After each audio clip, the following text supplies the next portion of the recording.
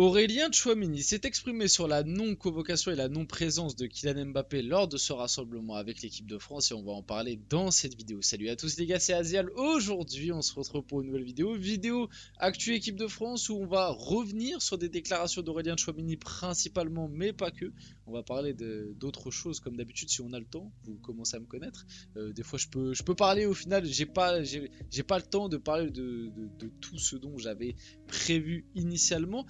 Donc revenir sur les déclats de Tchouaméni qui s'est exprimé notamment sur le Real Madrid par rapport à Mbappé et en gros il a bel et bien expliqué que le Real Madrid n'interfère pas dans les choix que font les joueurs de ne pas aller en sélection. Donc ce qui va permettre un petit peu de reparler de ça, de débattre et tout simplement de faire un petit débat sur le sujet, faire une petite discussion et vous allez voir qu'en vrai il y a pas mal de choses à dire. On va aussi parler du coup de quelques autres déclarations qu'il a eues. Je vais vous laisser découvrir ça tranquillement au fur et à mesure que la vidéo avance, mais comme d'habitude n'hésitez pas à mettre le petit like, le petit commentaire, le petit partage, le petit abonnement. Voilà, abonnez-vous, c'est important. En plus il n'y a pas longtemps j'ai été vite fait voir dans mes stats et j'ai vu qu'il y a beaucoup de gens qui regardent mes vidéos qui sont pas abonnés, donc n'hésitez pas à sauter le pas, mettez le petit like et tout, et puis voilà, on va passer directement au vif du sujet de la vidéo,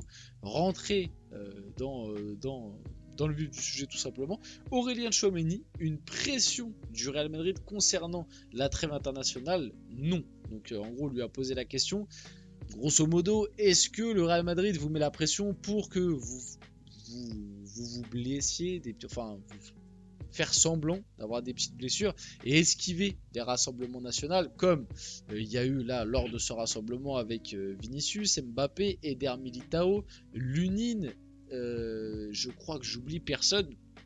Et ils ont même essayé avec Rodrigo, mais au final Rodrigo j'ai vu qu'il est resté en sélection parce que Rodrigo pareil apparemment annoncé blessure au dos alors que le mec il est rentré face à Villarreal, il allait très bien, donc ils ont été au Brésil mais apparemment Rodrigo est resté là-bas, c'est que à mon avis la fausse blessure a vraiment pas dû passer du tout, hein. Déjà que pour Vinicius et Eder Militao il y a des gros doutes parce que les deux ont joué face à Villarreal et les deux avaient l'air d'aller très bien, donc voilà par rapport à ça. Mais lors du dernier rassemblement il y avait aussi du Rudiger, enfin bref on commence à connaître le Real, ils sont habitués du fait, bizarrement à chaque fois qu'il y a une trêve internationale, à chaque fois il y a minimum 3-4 joueurs du Real qui se blessent juste avant, vraiment le match juste avant la trêve, comme quoi. Mais bon, Aurélien Tchouaméni, on lui a posé la question, lui a répondu que non. Le Real Madrid du coup ne mettait pas la pression par rapport à ça. J'ai envie de vous dire en même temps, il n'allait pas dire oui quoi. Il n'allait pas débarquer en conférence de presse et dire oui. Et puis de toute façon, comme je l'ai dit plein de fois pour le cas Mbappé, même si le Real Madrid peut te dire oui, ce serait bien que tu n'ailles pas en trêve internationale lors de cette période, etc. La décision finale appartient aux joueurs, pardon. Et un joueur de la trempe d'un Kylian Mbappé, je pense pas que s'il refuse la proposition du Real de ne pas aller en sélection, de rester à Madrid, je pense pas que le Real Madrid le sanctionne et le laisse sur le banc. Parce que ça c'est pareil, c'est Zumba du Real Madrid qui est une institution si forte que si Mbappé il est pas bon, vous allez voir il va finir sur le banc. Oui au final depuis le début de la saison, il y a du bon mais il y a aussi du moins bon. Et pour moi, à des moments, il aurait mérité de goûter au banc, en tout cas un peu plus que ce qu'il a fait. Et au final, on le voit très bien. On le voit très bien qu'il est titulaire indiscutable, qu'il ne sortira pas de cette équipe. Et même d'ailleurs, très souvent dans les changements, c'est très souvent un Vinicius même qui sort avant Mbappé. Puis Rodrigo, j'en parle même pas. Rodrigo, le pauvre, ça fait là la dernière semaine avant la trêve. Pendant toute la semaine, on a dit qu'Mbappé il était blessé, etc. Le pauvre Rodrigo, joue pas face à Lille. Mbappé, il rentre à la 50e et puis Rodrigo, il rentre pas du tout. Et puis face à Villarreal, Mbappé qu'on annonçait blessé, il se retrouve titulaire, il joue 70 minutes. Et puis Rodrigo qui n'avait rien, ou en tout cas rien d'annoncé officiellement, sur le banc et se retrouve à jouer 20 minutes. Donc en fait le message qui est passé c'est qu'un Mbappé diminué passera quand même devant Rodrigo, un Rodrigo en pleine forme. Moi je trouve que le message est quand même assez compliqué. Donc voilà par rapport à ça, il a ensuite dit j'ai parlé avec Kylian et Ferland, ça n'a jamais été le cas. Ah oui, il y a Ferland Mendy aussi. Il y a Ferland Mendy du coup, même si Ferland Mendy, je crois qu'il a pas, enfin il n'était pas prévu de base, mais oui. Enfin bref, ah oui, Ferland Mendy c'était peut-être lors du dernier rassemblement, je crois que c'est ça. C'était lors du dernier rassemblement où de base il était appelé, au final il n'est pas venu parce que Askip blessé. Et au final, le match juste après la trêve, il était direct titulaire. Il y a des problèmes physiques, c'est le cas de Kylian. Il n'y a aucune forme de pression de la part du club. Ouais, on l'a vu, hein, des sacrés problèmes physiques pour Kylian. Notamment pour aller commander le gin tonic dans la boîte de nuit à Stockholm. Il y a eu des petits soucis physiques de déplacement. Voilà, on a senti la fatigue du joueur. Et c'est vrai que les mecs de la boîte l'ont dit. Hein. Les mecs de la boîte l'ont dit, les serveurs l'ont remarqué. Mbappé, il a besoin de repos. Il a besoin de repos, donc on espère qu'après ces 3 jours en boîte de nuit, le Real lui accorde du repos. Parce que bah voilà, et là il a eu 3 jours de repos, donc il s'est pas reposé. Donc on espère que le Real lui accorde du repos et que cette fois-ci il se repose. Voilà, ce serait pas mal. Maintenant que j'ai fini mon petit troll, on peut passer à la suite. Donc Aurélien Tchouaméni a donc aussi pour revenir vite fait là-dessus, pour moi le message envoyé par Tchouaméni, même si comme je vous l'ai dit, le Real Madrid, factuellement, le mot final revient au joueur. Le Real Madrid ne peut pas dire non, toi tu vas pas en sélection, ça fonctionne pas comme ça. Il faut qu'il y ait l'accord du joueur pour que réellement ça se passe. Et pour moi, le message qui est renvoyé quand même ici, c'est que c'est Mbappé qui a pris la décision de ne pas venir avec l'équipe de France. Moi, je le prends un peu comme ça. Aurélien Tchouaméni, du coup, a révélé qu'il s'est entretenu avec Kylian Mbappé hier. Donc c'était juste après la nomination de Tchouaméni en tant que capitaine, enfin en tant que vice-capitaine du vice-capitaine du vice-capitaine. J'ai discuté avec Kylian hier soir, mais on n'a pas beaucoup parlé du capitana.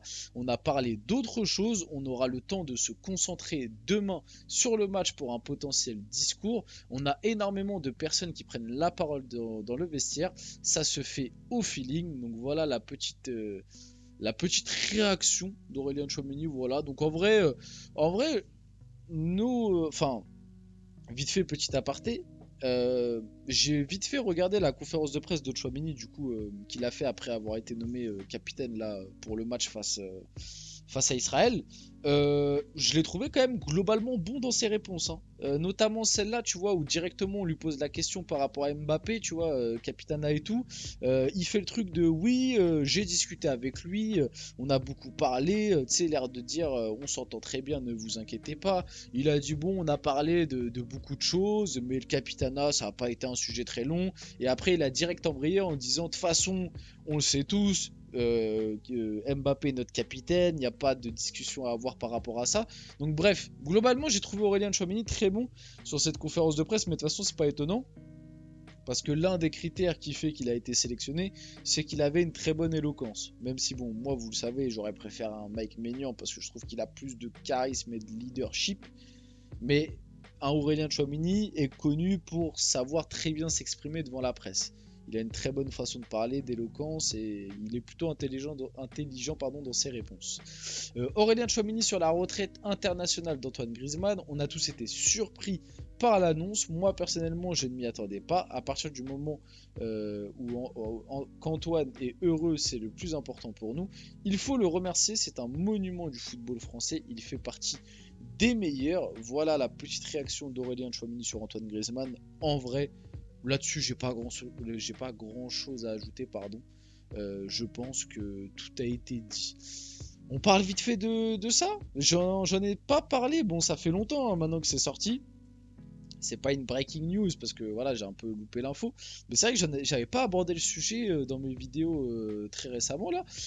Paul Pogba qui est de retour avec ce petit post Instagram où il a mis des chaussettes. Donc voilà, pour Paul Pogba, numéro 6, drapeau équipe de France, 2 étoiles. Voilà, Paul Pogba est de retour et du coup le Didier Deschamps a répondu. Donc le sujet, est-ce qu'on reverra un Paul Pogba en équipe de France? Je pense, j'en ferai une vidéo, je sais pas quand. Parce que maintenant que l'info est un peu passée, est-ce que je peux directement réembrayer sur ça lors de ce rassemblement ou on attendra peut-être le prochain, tu vois, juste avant la liste, histoire de faire une petite vidéo débat avant la liste. Est-ce qu'on peut avoir un Pogba, même s'il rejouera que en mars, Mais voilà, on verra, je ferai au feeling, mais en tout cas il a répondu. Je l'ai eu assez longuement au téléphone, comme durant toute cette période qui a été très compliquée. Il aime tellement le football pardon, et jouer, c'est une bonne nouvelle. Je suis très content pour lui, ça reste une sanction lourde, mais moins lourde que celle initiale. Donc on aura le retour de Paul Pogba en mars 2025. Et sur la question, est-ce qu'on va le revoir en équipe de France? Franchement, pour l'instant, je sais pas. Et de toute façon, comme je vous l'ai dit, je pense, j'en ferai une vidéo parce que ça mérite une vidéo. Il y a pas mal de choses à dire par rapport à ça. On va finir la vidéo là-dessus. J'espère que cette vidéo vous a plu. Si c'est le cas, n'hésitez pas à la liker, commenter, partager et vous abonner. Les gars, c'était Asial et on se retrouve très rapidement pour une prochaine vidéo.